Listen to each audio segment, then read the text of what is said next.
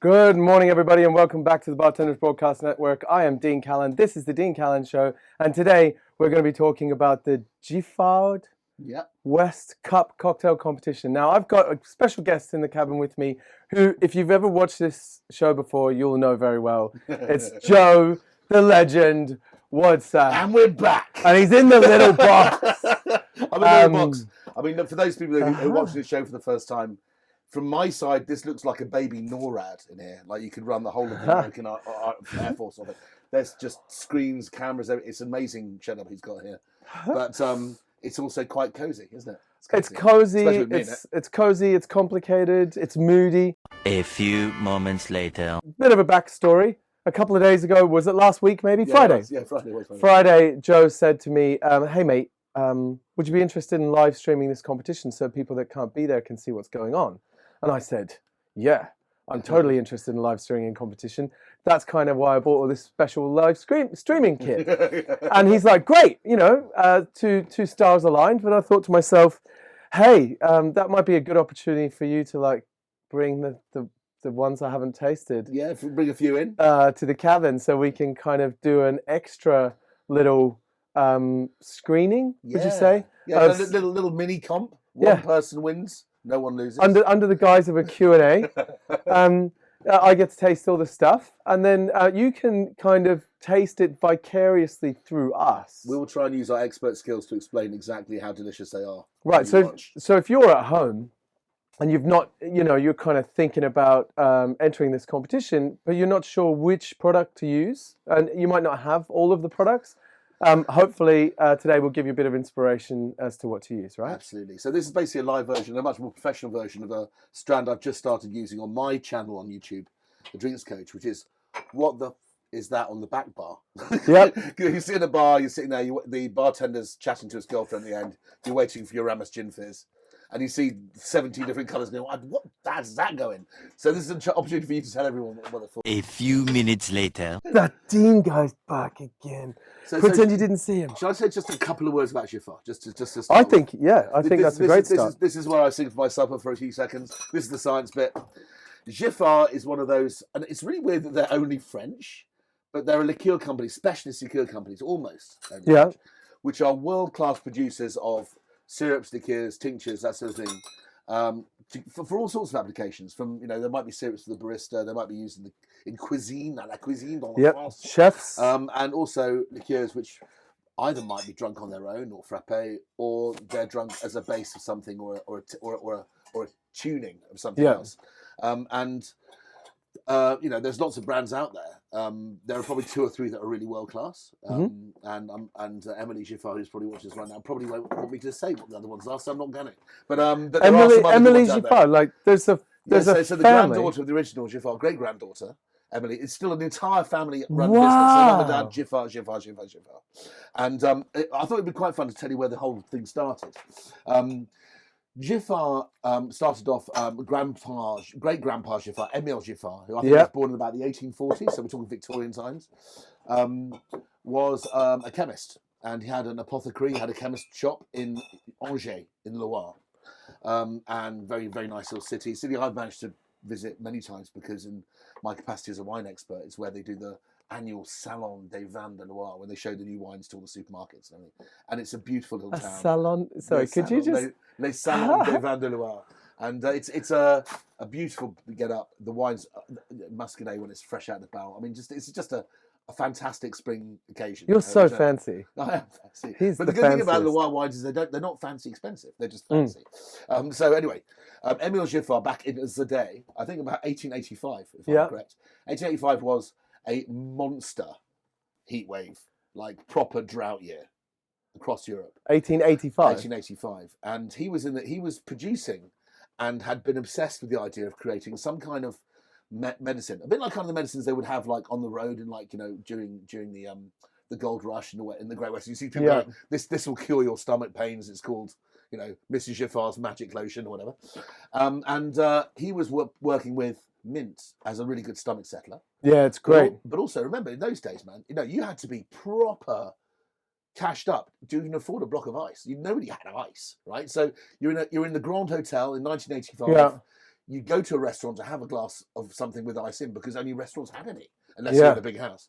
And even then, it would have been difficult because if there was a massive heat wave, then one presumes ice runs out. Right? So people wanted drinks which would cool them down. So the bartender or the owner of the hotel next door came into the chemist, C.M. Giffard, and said, "Can I try some of this new mint stuff that you're peddling, that you've been practicing with? Yeah.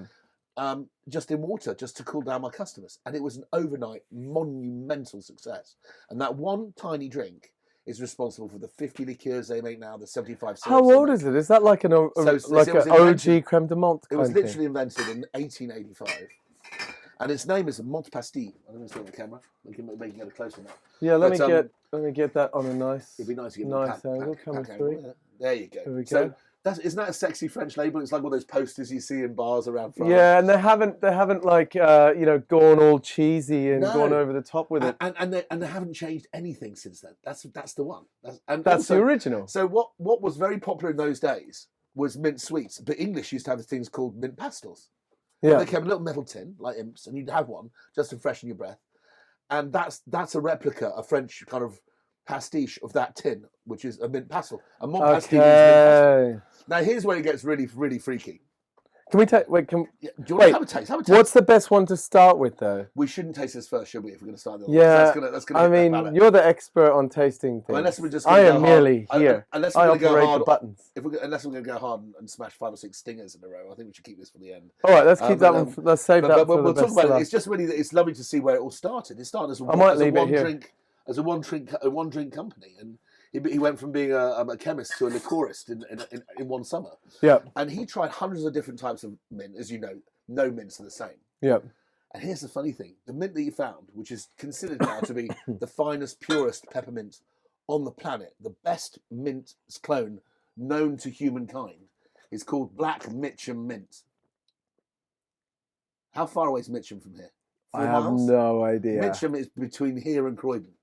Right. So we could cycle Mitcham there. is that Mitcham. Do they still have good mint, or is no, it like people used to get on boats, White Star Lines over from America if they were like bad of lung, right? And then to take in the vapours of Mitcham, there was wild mint, wild lavender, wild saffron growing, and people went, "This is the best. This taking in the vapours of southwest London," because there was no industry there. Now, if you go to Mitcham, all you can smell is dirty chicken and McDonald's, right? But it's a pretty smelly place. Maybe a curry, right? That's crazy. And this is to this day made only with Black Mitcham mint, which is a bronze mint variety. Which is do they have to grow it themselves? Yeah, they plant hundreds of acres in the Loire, and they're harvesting it now. Wow. So that mint was found there. In England, in London, in South Burb. That's wild. Mandem, London, is where that mint comes from. Okay, so London used to smell of like saffron and mint. And lavender. God, those would have been the days. No, it's just it's all changed now. A little bit. Could go back. Electric cars? Yeah, well, they had electric mint cars could before. take back over again? Yeah, exactly. Wow. Change or charge the battery. Literally popping up on the screen. That is very interesting that it's Isn't that cool? Well, I love the story because it's a guy trying just on his day's work, right place, right time, and set, which is horrifying. There's a Canadian one you probably know which is drunk a lot in Ireland, called Rumpelmints, which is really terrifying. I know Get 27. Is it pronounced Jet? Jet Van Set. Wait, we promised not to talk about other people. I don't know, but the point is that's your lowly cheesy liqueur. This is artisanal kit. We've got to keep moving. Right, let's keep moving. Okay, it's competition. We've got to do a competition. Well, I've got to set up. This is one that I always have. This is one that I asked to call him because I love one of Dick Brattle's most important inventions, which was the bramble. This is really great. other than B. Yeah, sure. But no, of course, other than B. I mean, but I love the fact that. I mean, we all know about espresso martinis, right? But I mean, this was the drink that you can make 10 serves of in 2 minutes. It was yeah. This was such a genius idea. A gin fix, bit of a float on top, pop your own, right? So creme de noix, and I think that Giffard's noix is singularly very good. And if you notice, there are 2 different types of bottle here. We've got this, which is the premium, sexy honky honk bottle. Yeah. Sorry, I should have cleaned that a bit. And this is their sort of they're liqueur standard. So these are they're sort of, let's call it in French wine terms. This would be the one which has a grape variety on the front, and this is the one that has a Grand Cru and where it's from on the front. Yeah, this is like this is 374. This is Giffard's ideal expression of what blackberries taste like. Yep. This, which is something which I'm dying for you to experiment with in a minute, is called Giffard au Piment Espelette, which is their new super premium drink, which is a unique pepper, a chili pepper, not a very hot chili pepper, but a small chili pepper from the south of France, which has heat, and then the heat goes away very quickly. So it's ideal for mixing because it doesn't sustain, it doesn't burn your face off like kind of Carolina Reaper. Yeah, nice. And it's a Appellation contrôlée pepper. I mean, it has its own appellation, just like cheese and wine does. And this is a new liqueur to them. It's made in Rum Agricole, French style. It's got an agricole base. Yeah, so it's got an agricole base, and I can't wait for you to try that. It makes the most incredible. Did you want to try each of these at the same time, right? Well, let's do that. Two separate tasting notes. First. I'm just going to pull out. I just grabbed everything that was. So that's got peppers. This has got mint. So do we leave that till last? Yeah. How hot is it? Not crazy hot. You can all make. I think we can even go mint afterwards. Mint after? That might even be a really nice thing to have after chili if it's a bit spicy. Yep. Okay. Now, so Muir's winning at coming first at the moment. What this one again? Well, that's Mariscan. I mean, it might not surprise you. I bought Mariscan and Violette. Yeah, nice. What cocktail is that? Yeah. And then I might be known to drink the odd aviation or two. Yeah. So those are the two important drinks. I mean, this is obviously traditional maraschino. This is their take on it. You love their Brazil banana liqueur. Yep. I always have this. Which is first this is always stocked in the cabin. I think apart from Cartron and Giffard, there are no other pure, non-artificial banana liqueurs on the market. They are, and you can taste in that because I think. Well, I know this one very well. The premium one, it has that wonderful, almost doughy plantain texture as well, right? It's got a viscosity to it that you can't. And if you're making other drinks, this is their kind of This is more of a kind of draw the line through the middle of all bananas. This is a generic, this is a center of banana. Which in of itself actually, it's arguably more versatile than this one because it has more of the green banana. This one's this is like so MSG for drinks. You just throw it in, it makes everything taste great. I've been putting it in my Cuba Libres recently, just a little 5 ml or a bar spoon in my Coke and rum. So Richie Cruz says hello. Way, hello, morning, Richie. So we've got 2 more, and then I couldn't carry any more than that, bro. But we've got Framboise de Rance. God, there's a lot. Tabery, which is one of their premium. Tabery is a. I don't know if I'm going to have enough tasting glasses. It's a cross from raspberry and something else, but it's like a long blue raspberry, and they have a particularly strong flavour. But this is like, I guess, pimp my Chambord kind of thing. It's like weaponised black raspberries. And then this is the one that I've been recently rather excited by, which is a green melon. Green melon. Now this is this. I'm not going to lie. You know which one I'm thinking of when it comes to green melon. Possibly. 1, 2, 3. How many is that? 1, 2, 3, 4, 5, 6, 7, 8, 9. 1, 2, 3, 4, 5, 6, 7. I mean, what's lovely about this is these are ones that I specifically asked the importer to send so I can have a look and play around with them, see how. Oh right, okay. So you didn't just happen to have them at your house? No. I actually this was a few months ago, and I've been obviously you can see that I've drunk. I'm glad you thought in advance because otherwise we wouldn't have been able to do this. That's it. So Pêche de Vigne, I have a really delicious peach one which I finished. Okay, so I put it on my. How am I gonna? But the thing is, you've got what? You've got about 9 here. That means there's 41 that aren't here. There are 41 other expressions. They do 50 expressions of liqueur and 74 expressions of syrup, like pain d'épices and like coffee syrups and gastronomic syrups. So it's quite a biz, right? All right, we'll start with the original OG banana. Let's do it.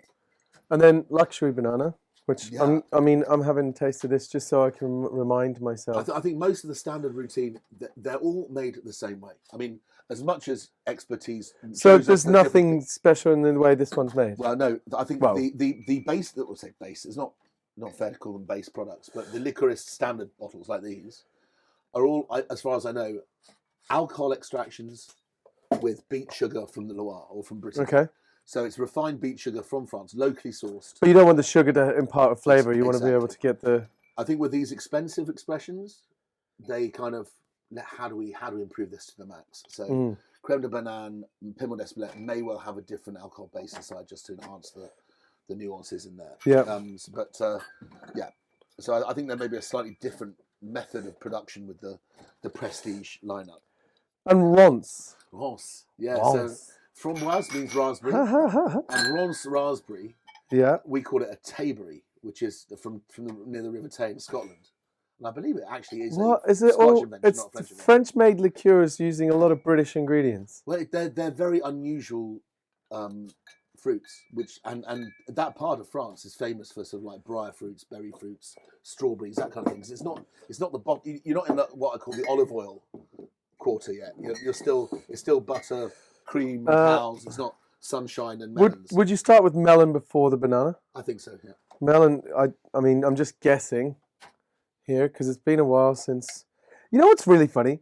You think you know a lot about booze, right? Yeah. And I've got quite a collection here, but I drink the same type of thing all the time. But you that's know, the thing, right? because it's always I'm constantly drinking some sort of twist on a Manhattan or old fashioned or a twist on a Negroni, really, like because I'm always making drinks for me. Yeah. And I think that's the thing. I remember when I had a collection of wine, I realised that I had a collection of, let's say I had a collection at any given time about 200 bottles of wine. Yeah. I would try and replace the ones I drank. And I realised I was only drinking the same 20.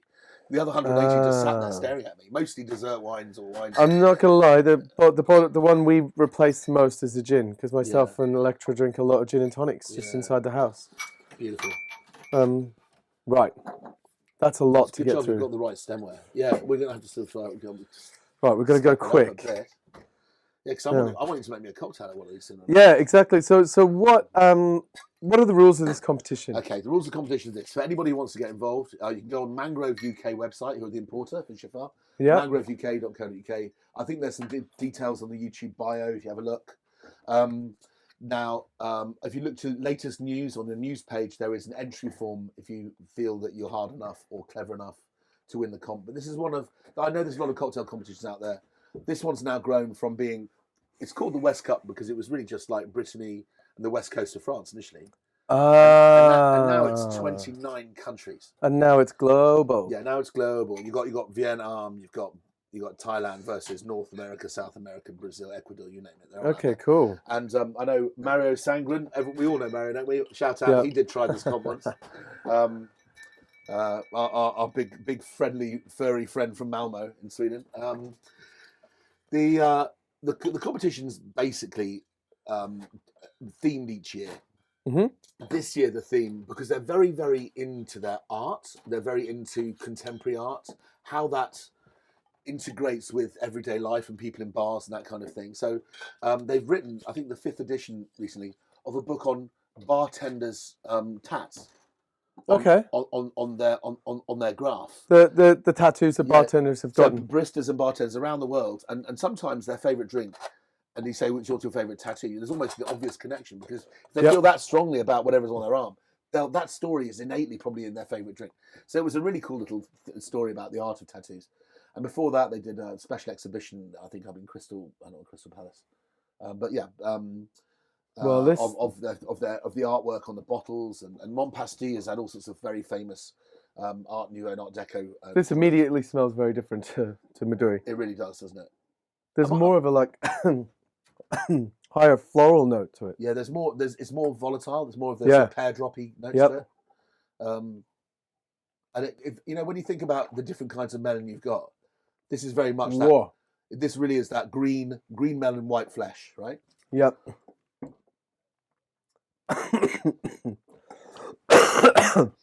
So funny. It's sweet though.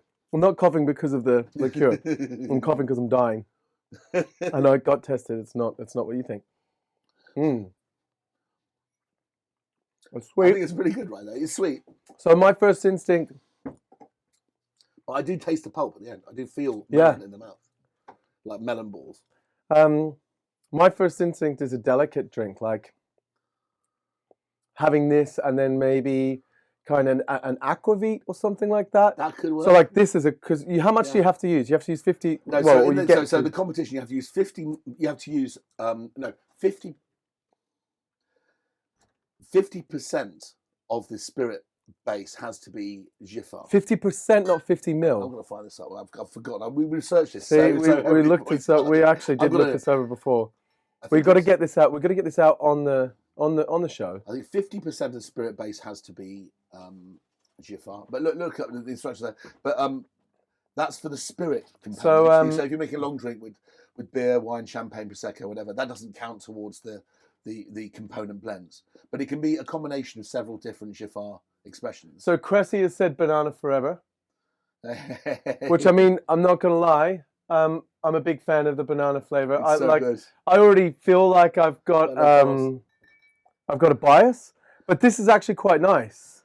I think what caught me first time was I was surprised how sweet it was.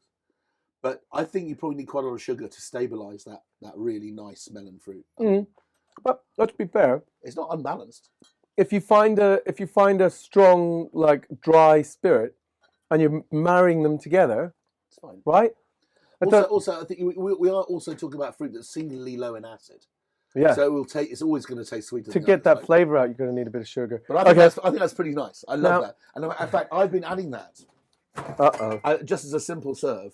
If I have a sparkling wine that has a lot of mushroomy notes, a little bit mature, a little bit old, maybe from a warm climate, maybe a sparkling fizz that's not quite as refined as we want it, because I know you and Electra love your sparkling. You've been taking your fancy white wines. Yeah. I mean, I'm mixing the melon let's say liqueur it's in. a cava that's like a vintage cava that's you forgot it for a year or two, and it's come out. It's a little bit mushroomy. You've got that kind of shiitake umami note to it. Matsutake? Yeah. And then you had 2 bar spoons of this to that in the glass. Okay. It sends it. Because that slight taste of shiitake or white mushroom with the melon works so well. So the melon tastes great. It's a little on the sweet side, and I would say it's got like he's on the ball with the kind of, you know, those like white melons that you open it up and it's kind of white on the inside. It's got a hint of green to it. Yeah. So it's not that Maduri kind of very thick, very viscous flavor. It's got a little bit more kind of higher volatiles and a little bit more kind of lighter and fragrant. Yeah, like fragrance to it. I mean, there is something very cooling about it. Imagine that might go well with the Mon Pastis actually together. All right. It's very fresh. Banana. Okay, do it. Let's move through these. So. All right, buddy. So this is the. So they have to use. Was it 50 ml or 50%? I'm going to open the page, so none of us are going to be making any mistakes today. Not on my watch. I don't want to make mistakes. Okay. We've got a whiteboard set up and everything to write it all down, and then. Computer said no as we were going on. So. Yeah, I know. There's some ghost in the machine today. We can't work out what's going on. It's just a general panic. You know, having not been on screen for a while. Here we go. This smells really nice. It is really good. I mean, what's lovely about this is I'm not sure which one I prefer. I mean, the other one has incredible depth and class. This one's got a kind of, you know, those little yellow bananas. Yeah, the little fresh, greeny. It's really funny because you know those little yellow banana sweets that you get. Like they don't really taste like banana, but it's the flavor that's meant to taste like banana. I once got a banana that tasted exactly like those little yellow bananas and went, it happens. It wow, exists, right? This is the flavor. So, and I realized that maybe the stuff we get in the supermarket just is like, you know, bred for looks rather than flavor. Okay, here we go. 50% of the spirit or liqueur component in the drink has to be Giffard. It has to be a minimum of 20 millilitres. Okay, great. There you go. Now we're back in the game because I thought 50 mils is a lot of liqueur. Yeah, I mean, and that's just protecting them from someone making a Negroni and putting a dash of banana into it, and then everyone goes, "This is delicious. This is a banana-roni." Yeah, it's or banana vadier. You know, created a long time ago by the legend that is Andrea Montague. Oh yes. And then about 4 years later, everyone else in the world created the same drink and claimed that everyone created it at the same time, except that Andrea created it about 5 years earlier than everyone else who created it at the same time. I had no idea. It was Andrea. If Andrea ever watches this, then we've made it. I'll keep backing you because I remember. Right, it's delicious. Again, sweet. Very. I think very much a picture, very much a kind of an expression of banana. There's no development in the palate. It doesn't. It's more like candy. Fine wine, it's more candied than this one. Yeah, for sure. All right. Can we go on to this? It is soft banana cheese. I was first introduced to this in Milk and Honey. Oh, really? And the thing about the guys in Milk and Honey they were like, This was almost the first one I tasted. well, they were like, I once made a blue drink, and they were like, you ever make a blue drink in here again, you're fired. And I said to them, like, dude, you ordered the blue curacao. It was here. I'm just depleting the stock on the bar. No. You know? It's on the bar. Why can I not use it? So why can't I use it? And it was for Jacob Briars, and it was for a Corpse Survivor number blue, which I don't think it'd been named yet. This is 100% next level. I mean, it's totally next level. level. But one of the boys brought this in and was like, taste this. And it went on the bar. You know what I mean? So yeah, don't knock it until you've tried it, basically. Oh. See, that's just something else. It's also, so good. That rich caramelized kind of undertone. It's got like sweet cooked banana. Like yeah.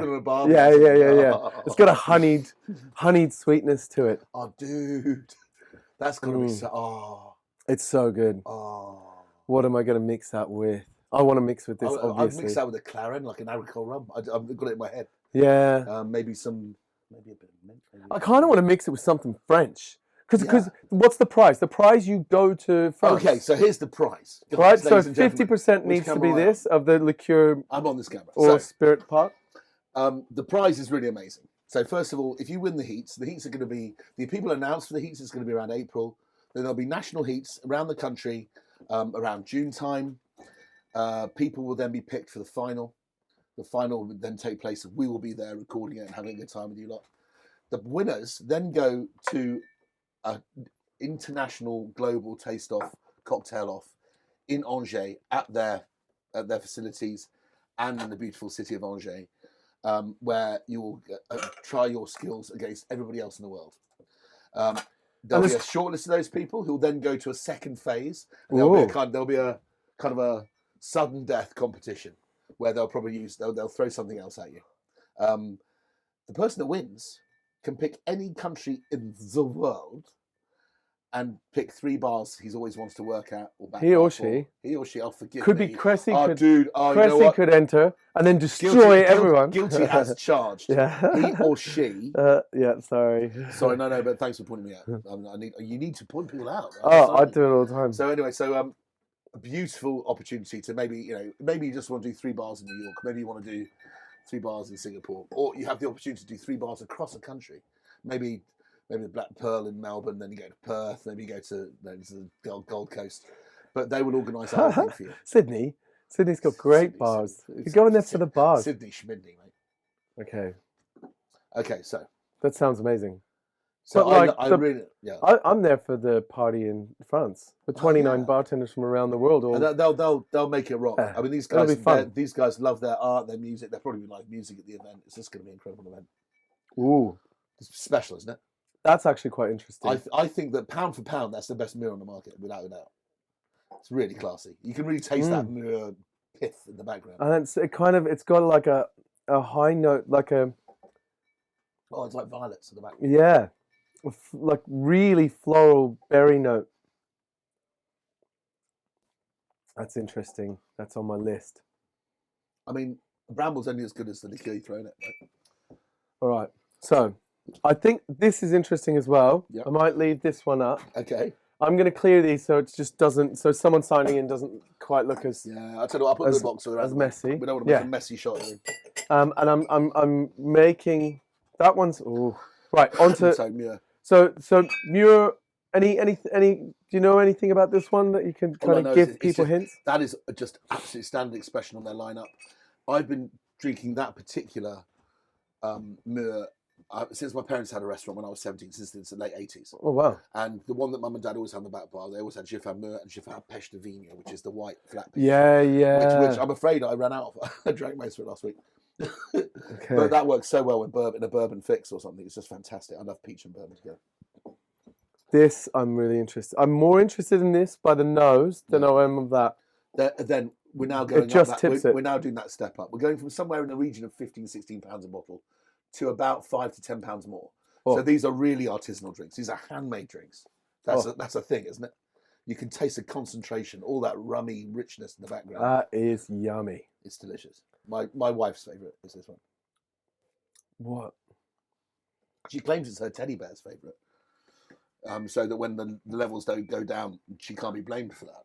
But, the levels do go down. But Framboise Laurence They are going down. drops a millimetre by millimetre every time I leave the house. All right. It's very good. That is delicious. You can really see the step up, can't you? It's a very different expression. And what they're doing there is contracts with particular people to make a particular kind of fruit very well. And it comes from that one guy. So every year you've got consistency. Yeah. And they're growing it for that. They're growing them just they for know Giffard. they know they've got that done. And They know they've got a we certain say, quality we they've got to pick hit. it with this acidity, this level of sugar. And the beauty is they're not worried about it like looking pretty to sell at supermarkets. They're just there for the flavour. Just for flavour. All right. Those the moment you go to the premium expressions, it's just like you just jump up. So this is a thing. Maraschino's gone kind of the opposite way to where I thought it was going to go. Did you think it was going to be more stones and pips, more almond? I thought it was going to be more like violet-y, kind of super floral, because they managed to get high volatile, kind of like capture the floral components of the berries, which must be difficult to do. Absolutely, it must be done. I imagine that's done under pressure. It must be like a rotavap. It must be a low pressure distillate, because otherwise you cook all that under out. vacuum. Yeah, exactly. Or did they used to use fat, right? Back in the day. Yeah, put over the top paraffin or something. So that's yummy. You see, I love, that's actually surprising. I love maraschino, but sometimes you just that stone, that kind of amaretto stone note, just gets in the way. Yep. I like this because it's gone it's, from it's, it's 90% cherry, 10% maraschino. Also, you can taste the sourness of the cherry. It's not a sweet cherry. You can feel that tang of Italian cherry, which I think is delicious. I don't know. It's got a boiled sweet sort of. It is a bit like literally like maybe putting a glacier fruit in your mouth. Yeah, it's kind of more Moorish than I was expecting it to be. I mean, how would you? What's lovely about that is it's almost a ghost of an aroma, isn't it? Cherry is an unusual thing. Yeah. Yeah. Taste that? Yeah, like it's. I don't know how I'd repurpose that. It's obviously there to it creates it's like in an orchestra. It's like a high flute over the top of the orchestra. It's like a triangle in the background. It's like, I wonder if you could just make like a. I think it's good. Almost a reverse jockey club. Do you know what I mean? Get a super heavy whiskey. Super heavy on the whiskey. And then like a little bit of vermouth, and then have that as a key component. Do you know what I mean? That makes sense. I was thinking also some like a young, maybe port finished rye or something like that. All right, we need to move quicker. Yeah, okay. We need to move quicker so that we can actually make stuff. Otherwise, we're never going to make things. Okay, boss, let's move on. The comments weren't updating. Have we had any comments since? Cressy says she loves this. We always get a lot more comments on Facebook, so we haven't seen what was. Yeah, and we can't see them. So unfortunately, we can't see them simultaneously. That's all right. We'll have a look. So. Right, Violet. Yeah. Is it creme de Violet or violet? Or is it violet? Bottle, interestingly, here it doesn't call it creme de anything. In fact, I've noticed they don't use the word. No, creme. they say creme de. And so on the front, it just says, it says on top, violet. One of the things that happened to me when I got COVID on the 10th of March 2020, like before anyone else I know, I rang up the hotline to the AHS and said, listen, I've got a problem here. I'm pretty sure I've got COVID, all the symptoms there. I can't taste or smell anything. Is that a symptom? And they went, excuse me. Came back in 2 minutes, they went, no, we don't believe it is. No, it was that early that nobody had even called that in as a symptom. Wow. Yet. So I was there thinking, I've not ever got COVID, but I've just lost my career. So it's separate. The one thing I still can't taste in quantity is violet.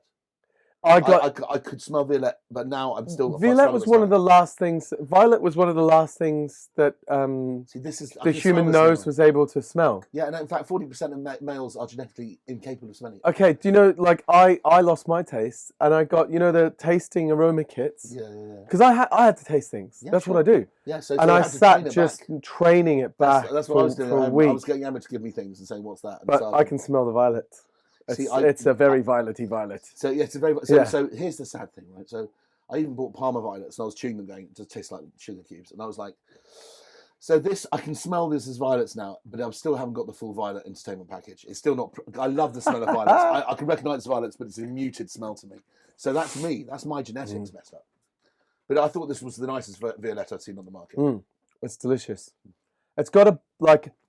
I want to use a better word, but I can't think of anything that really captures it. A soapy mouthfeel. I think soapy is perfectly right with this. There's a there's a velvety kind of salty saline texture to it almost. Yeah. What would you use that in? Like that to me says tequila. Do you know what I mean? Like Fortaleza still yeah, strength. that's a milky reposado kind of Yeah. texture. Or maybe something like a Guyana rum, a rum which has that slightly milky texture to it. Yep. Maybe. There's a lot of fun to be rum with violets. Nobody's done that for you. Yep. Oh, I'd love to see man, that go. someone's probably done it. Someone's thrown it in the bin though. Right? I don't know. All right. I know. Anyway, so I love this, and obviously you know that I love an aviation. So at the moment I'm doubling up on Violette, so I can taste it. Oh, okay. I can smell the pepper now. Now this is the surprise of the year for me, and this is the latest in their Pimp My Liqueur range, and I think it's adorable. Wow. I mean, it's not. I mean, for those people who are out there, I think the famous one is the Pueblo and Ancho Rey couple. Ancho Reyes. And Ancho Reyes is fantastic, but it's so immense. You can't tame that. It's not a tameable liqueur. It's full throttle. It's 40% alcohol. It's amazing in its own right, but sometimes the mission requires a kiss, not a punch. And I think this is a much subtler drink. Doesn't that smell great? I mean, the capsicum, pure methoxypyrazine on the nose. It smells like you've taken roast peppers out of the oven. Yeah. Which is gorgeous. You can smell the seeds. Yeah, I want this with like lemon and bell peppers. I know. I mean, I'd operate at a much lower level than you do in terms of high functioning cocktailness. What I did was I just swapped out my agave syrup in a Tommy's with that, and it's just absolutely fantastic. Yeah, that'd be nice. It's delicious, isn't it? The other thing is, but the key thing is, Dean, that heat. The moment the sugar runs out, the heat runs out. It doesn't hang around. It doesn't kill you. It's not too hot. No. It's a hot, but it's a short hot. You know, some of those chilies just stay and stay. Right. So competition. Yeah. When do the deadlines? So the deadlines are. I think the deadline for the comp is April the 14th. So we've got a couple of weeks. Yep. And get out there, guys. I think it's an amazing comp. It'll be a great experience for people. I think the people that learn, that have the confidence when they're junior bartenders to enter their first comp. I mean, Dean is much better placed to explain this to everyone, but I've seen guys to their first comp with lots of confidence. You know, the hands go, the hands shake, you lose your timing. You know, the first time I was on TV, it must be the same experience. Those experiences are life lessons that you really should put yourself through, especially when nobody's going to heckle you, nobody's going to call you an idiot for turning up. Do some cocktail shows. It'll change the way that you see how people react to your drinks when experts try your drink, and when you get it right and they go, no, that works. The satisfaction levels and your confidence levels go through the roof. So it's about the fun, the brotherhood of doing it. But just imagine if you won, fly out to Angers and then maybe go out to Argentina, to Buenos Aires, hang out in 3 different cocktail clubs. And I think one thing that you can't forget. Having been in lots of competitions and run lots of competitions myself, when you get that trip, you're with 29 bartenders that beat everyone in their country. So out of those, guaranteed a third of them are going to be around in 10 years. Yeah. And doing the tours of like the Tales of the Cocktails and the Berlin Bar Convents, and they'll be coming to London Cocktail Week, and you'll know them from that comp you're in together. And it's good to have those contacts. They last you a lifetime, especially if you're a career bartender. The last English bartender to win the comp for England, going out to Angers, he's now their brand ambassador. They pay his salary. So these things can be game-changing moments in your life. Exactly. Right, now, we're going to make a drink. I'm going to taste this last one. I'm going to let the piquants dispense from this one. This is, dude, cheers. This is the original, right? This is where it all started. This is ground zero. Oh wow! It's like Treebor extra strong. The purity is insane. No, I've got that boiled, like mint boiled sweets, little round ones with like they were white and had little levels of black in them from when I was a kid. It's like a lifesaver mint. God, that's nostalgia, isn't it? And there's a brand called Minties in Australia that has jokes on the inside. I was joking that it's made from the holes punched out of polos. they take the middles out. Wow. Isn't that and balanced? that was created in as a stomach kind of as a medicine for people that were hot or had bad stomach problems. So they've taken spirit, they've got sugar, but is it mint oil that they're putting into it? He's making a tincture. He's making essentially, in order to make the mint tincture, it's in 100% alcohol to start with. So all he's doing is sweetening the tincture. Mm. So this is the same way. So it's made with fresh leaves straight from a field into a vat. What It's to gorgeous, isn't do? it? I still want to make something with the banana. Okay, bro. I'd love to see what you're going to come up with. Or like a twist on the aviation Oh, could be good. could be good, yeah. Right, don't muck about. Put your money where your mouth is, Dean. Mate, if I was putting my money where my mouth is, I would have entered the comp straight up. When was the last time you did a comp, Dino? How many years ago was that? Rematch? A rematch? Well, that's a special kind of comp, isn't it? Yeah, you don't have to really. As long as Holiday's alive, we have trouble with that, don't we? Yeah.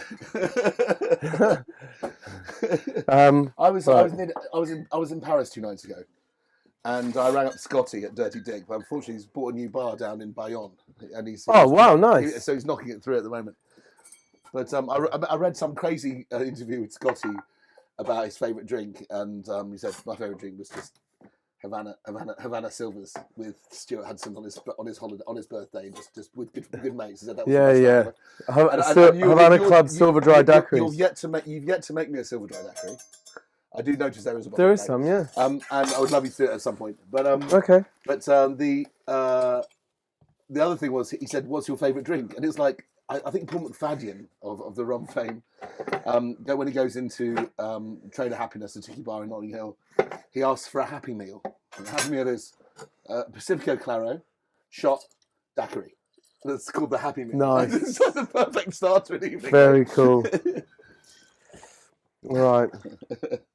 Anyway, so tell us what you're doing, Dino. I'm squeezing some lemons. Yeah. Right. I got some really nice big, fresh, organic Amalfi Coast lemons. They look great. Apparently. Like the ones I brought you that time. Like the ones you brought me. You got me hooked on them, and now I have to, go out, get Electra to purchase them. That's crazy. Right, so let's see how this works. I'm still trying to formulate in my head exactly what kind of drink I want to do, but I'm actually. What is it precisely about the Banana Brazil that you're focusing on? What are you trying to accentuate there? Is it the texture? Kind of that to me, chewy banana on the end. To me, I kind of see this. I kind of want to make just a banana old fashioned. Go for it. Do you know what I mean? Like, yeah, because I can totally see someone like Elijah Craig working with that, something smooth and ripe. Or let's see. And you're allowed to use. So they just do liqueur. So you're allowed to use any spirit you want. Any spirit you want. If there's anything special, you're allowed to bring it, as long as it still is less than 50% of the total makeup of the drink. And of course, if you've got colonizers and so forth, it doesn't matter what you elongate the drink with. That doesn't count. It's just a spirit component. Oh, do you know what? What have you got that's super soft? I thought, how about Nomads? No. Bit of JT, come on, let's go old school. Oh yeah, go on. I might even have that at home.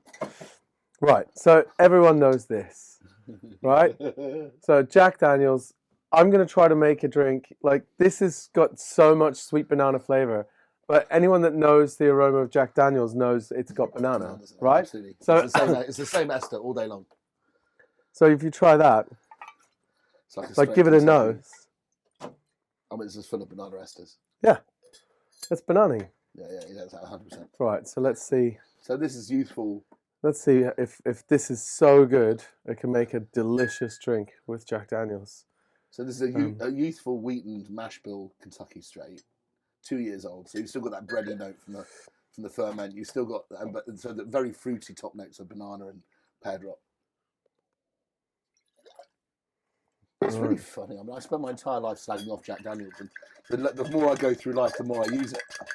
Well, I'm coming back. I'm using it more. It's a funny thing. Like I'm like I haven't had the experience. I haven't had the play with it. You need to play with this a bit more with different things to figure out where it goes. And I wanted to do the banana kind of bitter Negroni style thing, but I've done that before. Yeah. And I don't want to be too obvious. And I thought, right, like let's start with an old fashioned.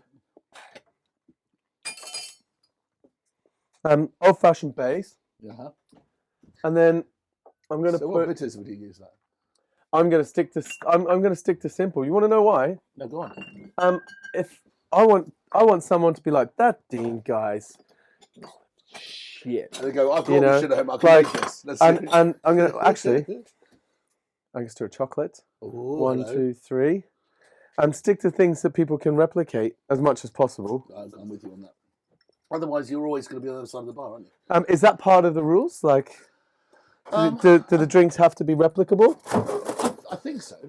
But as is the case with most bar competitions, whatever is created for the bar competition, used in the bar competition, is the intellectual property of the brand, not Yep. the person who makes it. So that's perfectly acceptable on the basis you're getting fully recompensed for it. Yeah, exactly. So it's whatever happens, it's Giffard's drink. So I think you're more likely to win it if you can replicate it. Let's put it that way. Yeah, it might be in the criteria for the No, judges. certainly. And of course, you can't call it anything rude or smutty or or anything antagonistic. So What about like a slow and comfortable screw up against the wall banger? you see, for example, that I think that's completely legit, but I'm not sure. Yeah. I'm not sure how the French would feel about it. I mean, and there must be no association with drugs or anything either. So you Okay. can't call the drink an arse, and you can't call it an arse crack for 2 reasons. Okay. Oh, look at your ice Studio London. Yep. Thank you very much for the nice Carlos ice in from London. Ice Studio London. He's the best.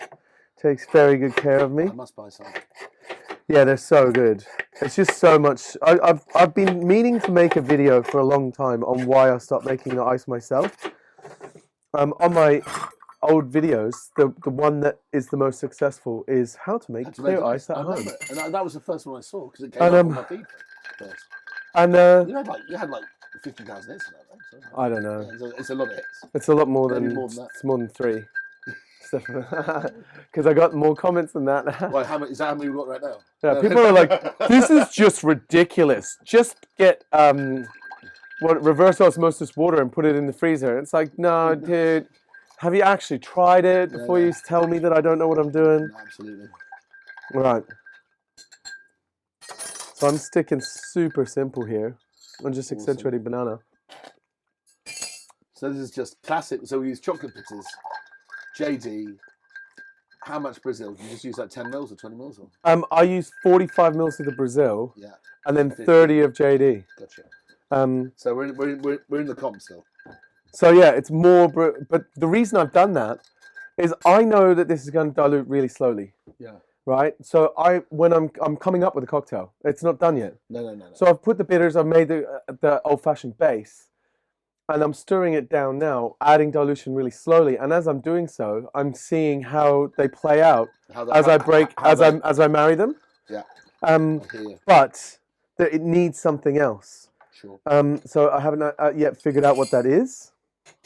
Yeah. But I'm going to have another taste, and I've got like 1 or 2 more chances at this.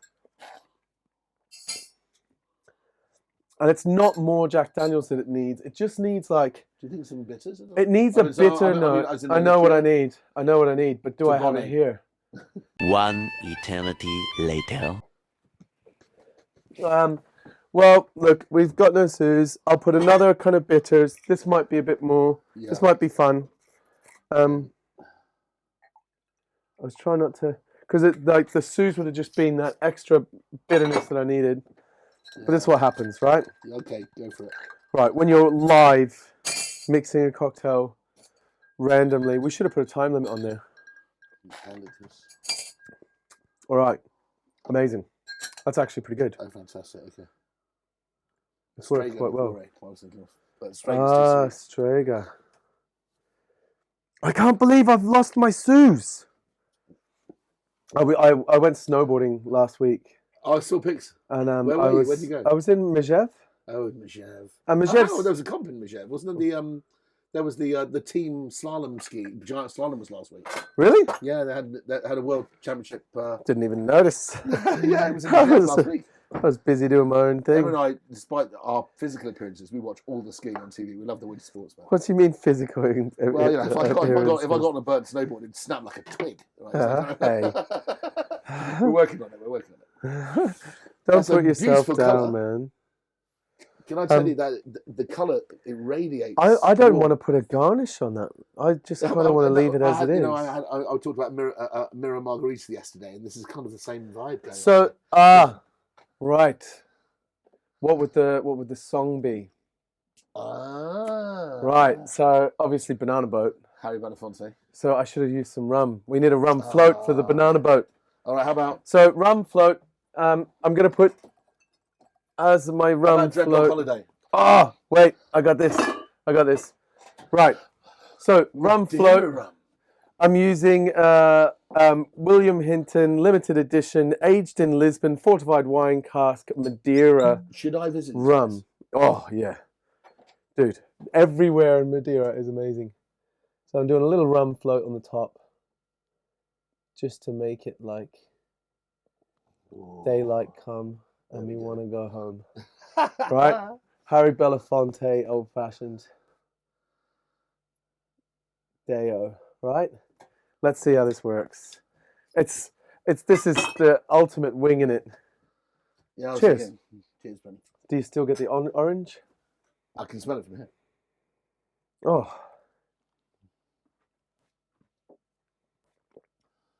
The balance is lovely. Oh. Mate, you nailed that. You absolutely fucking nailed it. Pardon my French. Before the 9 o'clock said, I'm sorry, that was quite emotional. That you've reined in the sugar on the banana is no longer an issue at all. But so I started with all banana and the liqueur, and then when you're stirring it down, you're diluting the sweetness away with the water and adding. I was just adding the. I mean, if you made an old school classic old fashioned, would you crush down demerara sugar with the bar spoon? What would you use? I make Always sugar use sugar syrup. syrup. But this is the syrup. That's why it balances. So. That's it. It's absolutely fantastic. Oh, dude, that's a winner. I think the rum has been a real winner. If anybody on watched this, right? If anybody watched this, because if there's any hint of plagiarization, you get disqualified. If you said that you were quite happy for someone, if somebody watched this and took this, They to the can show make and won this with drink. It, yeah. So one of you should just do this Oh. because actually, I think you'll win with it. It's funny because it enters all banana, and then you exit the door all Jack Daniels. It's wonderful. It's like Superman getting into the phone box. How is the rum and the Jack Daniels made friends? Right. 12 seconds later. No, I watched very, very flipping carefully. That is so balanced. It's really good. Oh man, you've made a classic. How did we manage that? I mean, you've done it a few times on your show. I wasn't expecting to be on a show when you did it, but Yeah, I'm actually really happy with that. so Giffard Creme de Brazil. I think it's about $24.99 from So, Master Malt. Master Malt, roughly. I don't know how to pronounce that name. Kill you. Dean, I'm Is it stealing Kill I'm EU? Kill you. I don't know who Kill EU is. Who's that? Mate, you can He said, steal "Thank you, it. Dean. I'm going to be a millionaire." Steal it. Make yourself a millionaire. But do you know what the best thing is? Actually, that's GP-tastic, that stuff. Yes. Yeah, you'd There's make a money profit there. on that. He said There's he's going to be a money there. millionaire. That's actually delicious. Wow. And it would make a profit.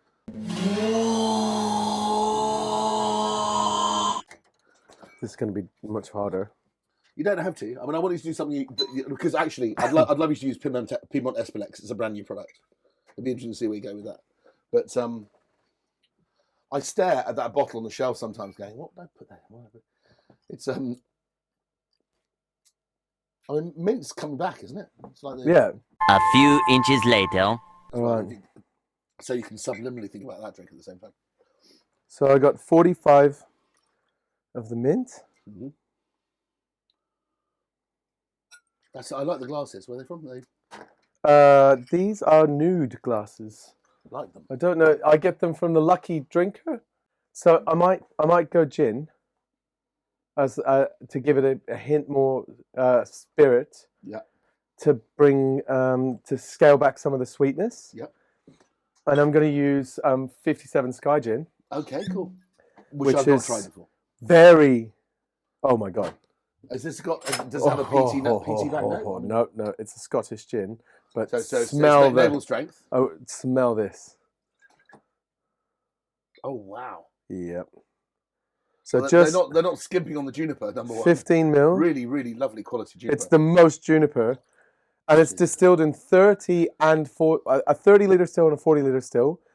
Direct heat, right? So 2 very small stills, all the botanicals in London Dry style. So you get loads of that like cooked Maillard reaction. Yeah, absolutely. You're getting a lot And of then Maillard they gin, distill them off. like old school beefy, that really sort of rich. Yeah, they distill them off, Like and then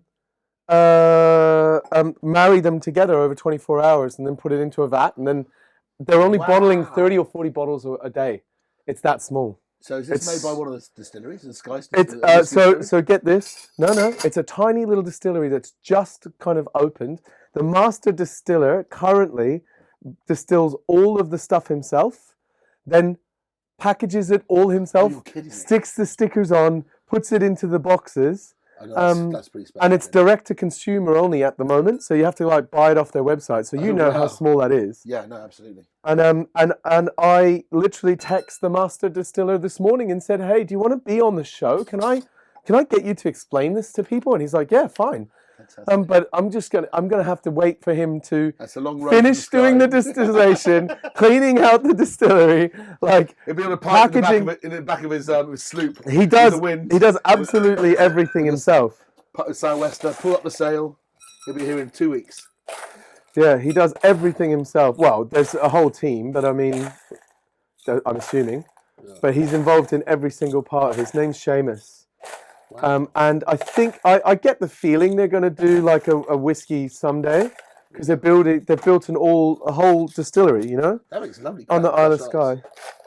There's something that looks different to the ones that my machine used to make with the It's block ice Yeah. that was that's been cracked, so it's perfectly clear. So all you're seeing is the light refracting off the different That's mad, angles. man. That's so It looks cute, good that way. doesn't it? My goodness me, it doesn't look like your creme de menthe frappe in the pub.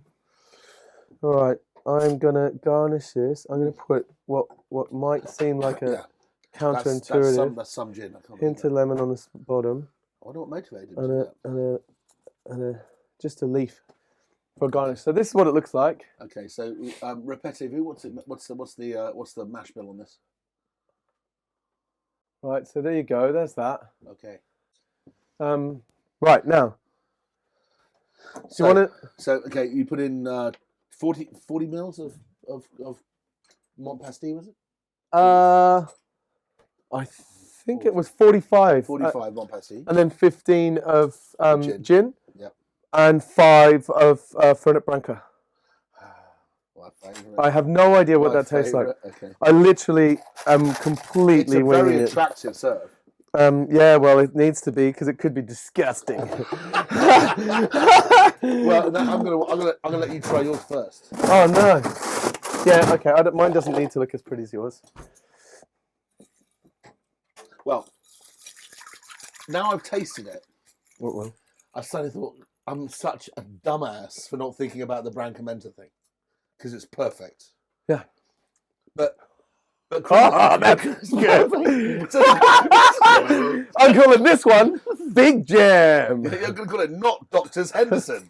Wow. So Dr. Henderson, you know Fergus Henderson at the St John restaurant. He was mixing. His father was mixing creme de menthe and Fernet Branca together, and giving it to his his patients. And he drinks one every morning. Fergus before he gets up, and that was apparently the reason why Fernet made a mint expression. Because I need to write a list. I need to write a Well, shopping we've list. got it. We've got this recorded. Shopping list when I get home. Emma's going to go, I mean- all right, Emma's going to sit there tapping and just go, where's the Fernet then? I Okay. think it's recording. I could be wrong. What a beautiful drink, my God. Right. That's just refined cane sugar. Making a bit of syrup. It's good. It's good cane sugar, but what I'm doing is I've taken the how do I pronounce it? Back up, sir. Song. The song. What would you give that? as a song? Vanilla Ice Baby. Ah, my Word wife to your is- mother. My wife would be right here giving you a big Ice, kiss on the lips baby. right now about that. Boom, boom, boom, So everyone said boom, boom. Ocean Boulevard. 818 Ocean Boulevard, whatever. Okay, but my wife will be really angry that I've forgotten what it is. But anyway, one of her favourite songs. Piment de Espelette. Yes, Piment de Espelette. that's it. Right. So I've for equal parts Very well that said. and tequila. I've used Don Nacho, which is kind of, for those that don't know it, it's a premium tequila. It's got like a kind of super refined flavor to it, so it's really straightforward, but 100% Straight from the agave. back, clean plateau. It's not kind of like raw and ready. It's going to allow this to shine a little bit. So people at home, if they were going to get a brand that's available large, what would you say, Don Julio or something like that? Or where would you go? Would you go somewhere? I'd stick Herradura I'd or stick something? to white. Yeah. White, blanco tequila. Yeah. So I was thinking. Herradura would be good. Yeah. Well, obviously, if you put Fortaleza in there, you can't go wrong. No, but even Ocho, I was just thinking, like Ocho would be at the point where, maybe Cali 23. Yeah. Ocho would be at the point where it's just that like, there's so much agave flavor that it would Ocho might start to take over. Cali 23 is just a little bit more, I think, it might work a bit better with this, but you'd have to try it yourself. Anybody watching this, if they're not watching this because they want to be in the bar competition, but are watching it because they love watching you make drinks, they are selling no one likes watching me make drinks. They're selling Herradura Platter in I'm butchering the fine art of bartending here. No, you have made 2 drinks that have never been made before. They can't taste those. I know, but do I look like I'm lying? I'm not that good a liar. You could be a really good actor. Yeah, that's true. Then I wouldn't be sitting. You are on TV. Then I wouldn't be sitting on your garden shed. Yeah. Yeah, well, touche. He's not a good actor. This is real. he's literally in my garden shed. All right, now. It's delicious. Which quite good. When this garden shed isn't here anymore, people are going to miss it. Oh, dude, how much? I mean, look. Let's start a list of people that are going to cry when this thing comes. People have had seminal moments in their life. I've had some really good times in here. Yeah. Right. I think about everybody who counts has been in here. There's some people that I love that haven't made it yet. So okay. There's still a little work to do, right? We've got some time though. Now, equal parts this and tequila. Tiny pinch of sugar because the lemon was like quite tart. I've put a tiny squeeze of lime because I believe that the extra bit of malic acid that you get from lime gives a kind of a green acidity to the citrus, and the combination of predominantly lemon, a little bit of lime, when you shake it into a drink with a bit of sweetness, it gives you a sherbety flavor that I hope will bounce off the piquance or like the spice. Work. Hopefully. And of course,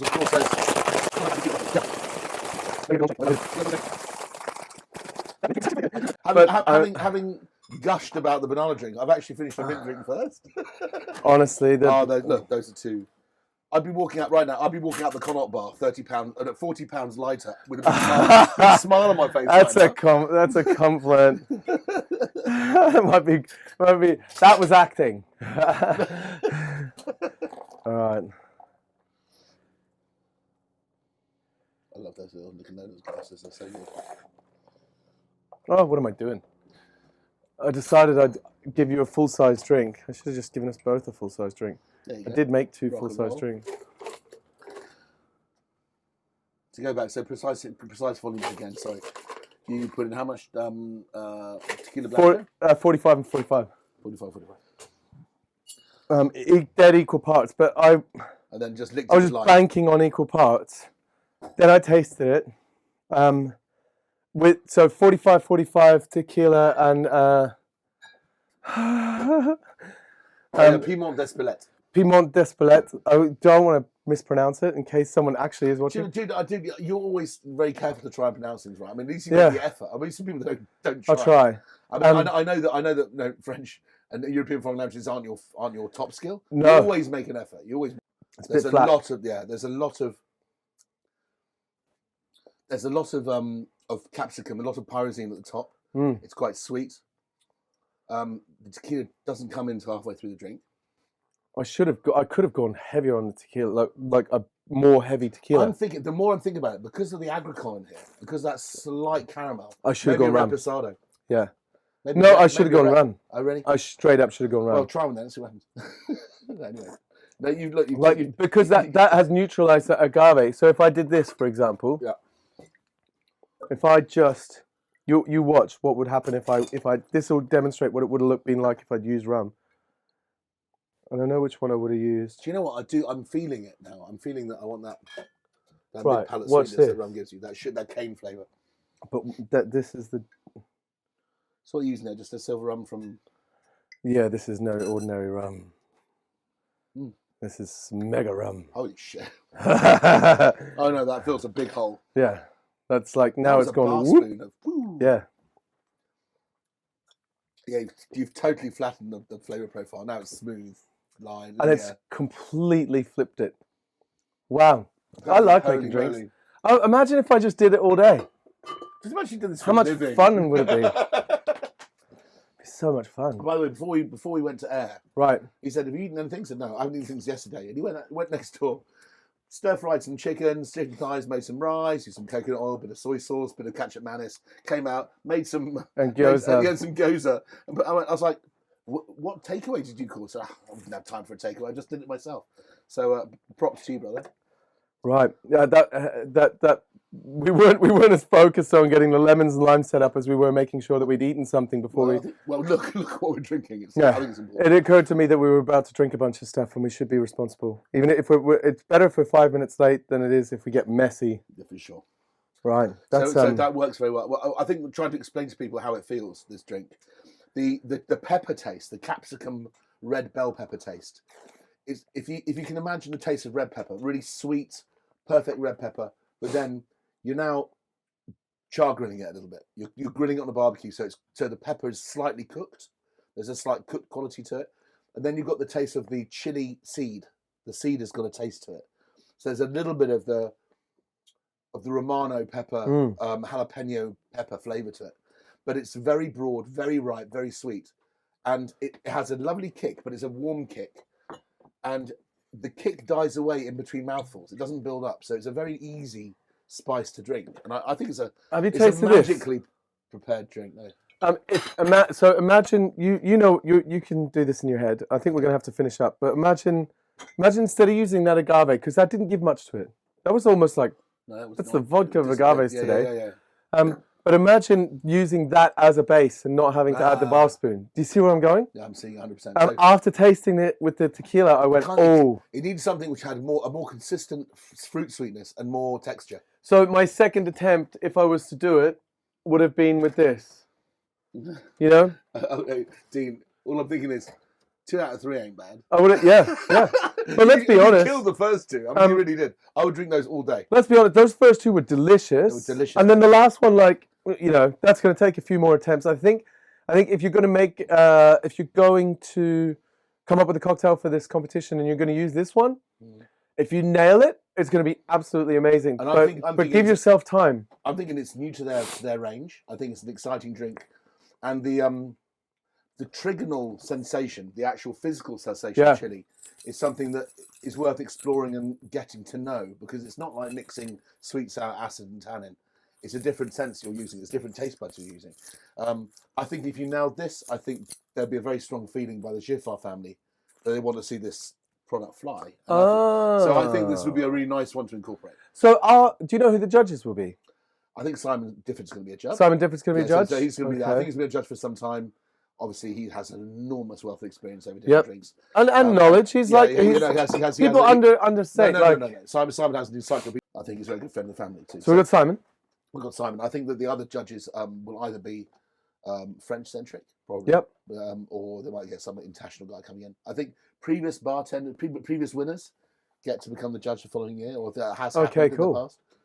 But it's obviously, there's been a break for a couple of years, right? Yeah, so there's been a break, 2 breaks for very obvious reasons, but we are now 25th year of the comp.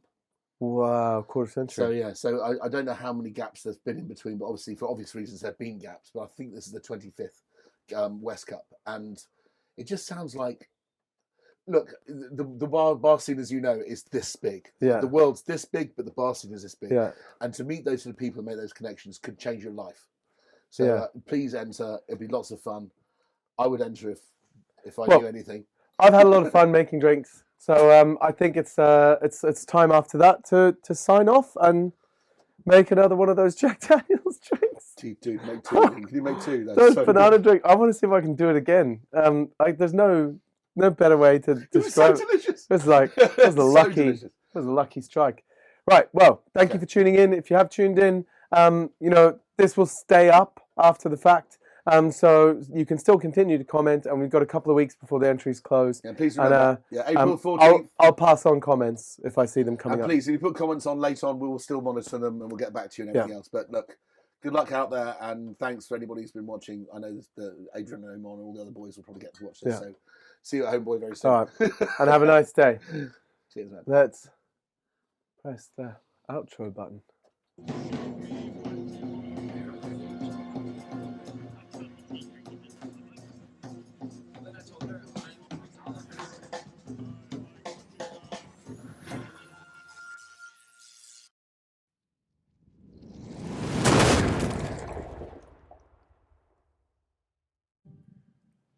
You were good, kid, real good. But as long as I'm around, you'll always be second best, see?